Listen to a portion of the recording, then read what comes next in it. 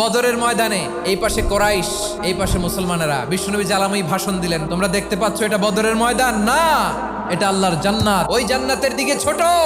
বিশ্বনবীর কথা শোনা মাত্র সাইয়েদনা উমাইর ইবনুল হুমাম বললেন বাখ বাখ, মানে চমৎকার। বিশ্বনবী বললেন মা ইয়াহমিলুকা আলা কওলিকা বাখ বাখ ইয়া উমাইর, আমার এই কথা শুনে তুমি কেন বললা বাখ বাখ? ইয়া রাসূলুল্লাহ, আপনার এই কথা শুনে আমি বড্ড খুশি হয়েছি, আর আমি প্রত্যাশা করছি আমি যদি ওই জান্নাতের মালিক হতে পারি তাহলে কতই না ভালো হতো। সুবহানাল্লাহ বলেন। বিশ্বনবী বললেন উমাইর আনতা মিন আহলিহা, তুমি ওই জান্নাতের অধিবাসী, তুমি জান্নাতি। উমাইর চিন্তা করলেন আমি জান্নাতি, নবীর মুখ দিয়ে যখন বেরোইছে ওই জান্নাতে তো আমার ঢুকতেই হবে, কিন্তু হাতে 3টা খেজুর খেয়ে যদি জেহাদের ময়দানে যাই তাহলে জান্নাতে যেতে তো দেরি হয়ে যাবে।